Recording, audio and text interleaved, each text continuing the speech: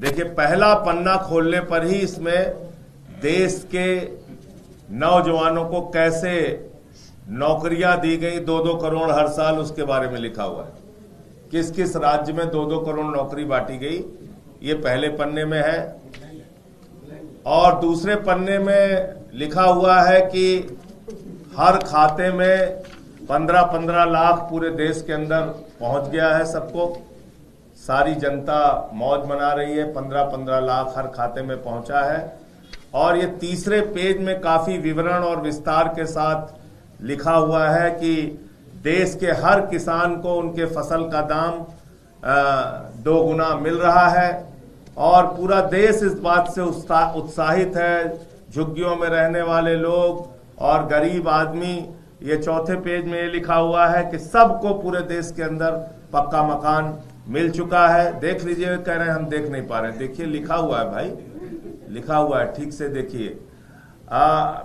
आगे 5वें पेज में इसमें काफी विस्तार और विवरण से लिखा हुआ है कि इस देश में डीजल का दाम 40 रुपए हो चुका है, पेट्रोल 50 रुपए का मिल चुका है। और जिस सिलेंडर को लेकर भारतीय जनता पार्टी की नेत्री और नेता सब प्रदर्शन करते थे, वो सिलेंडर 250 रुपए में पूरे देश के अंदर मिल रहा है। ये 6ठे पेज में आपको देखने को मिलेगा, काफी विस्तार से इसमें लिखा हुआ है।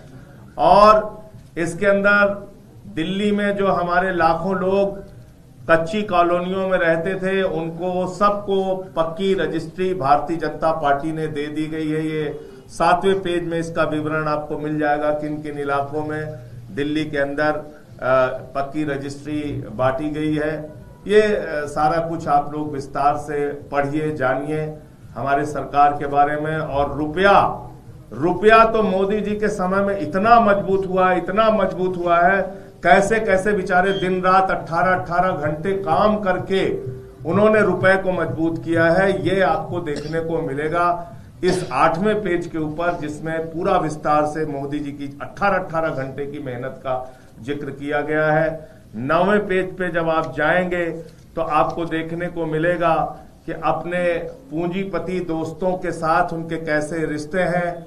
उन्होंने देश की जनता को तो मजबूत किया ही किया, 15-15 लाख उनके खाते में पहुंचाकर किसानों को भी फसल का दाम 2 गुना किया, हमारे नौजवानों को 2-2 करोड़ नौकरी हर साल दी।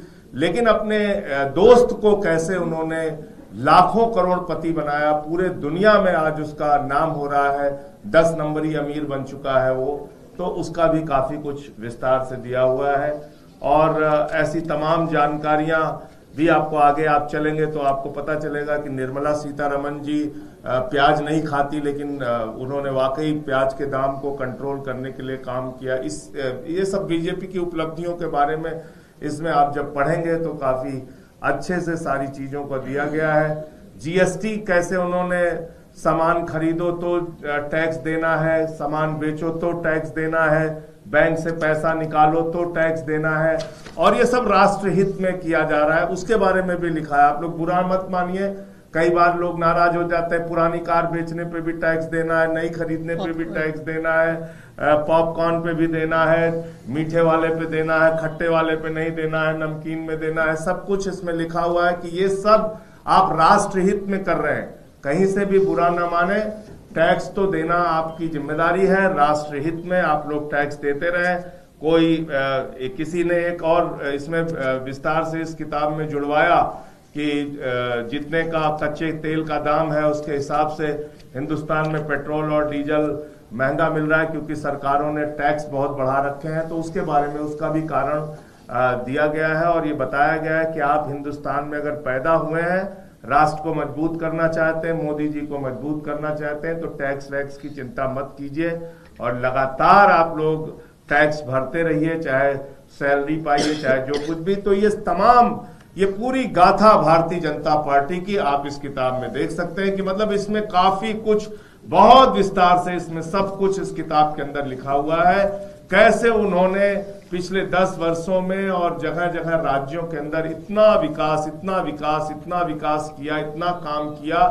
अभी थोड़ा कम मोटी बनी है, इसको आगे हम लोग और प्रयास करेंगे कि और मोटी किताब ये बने।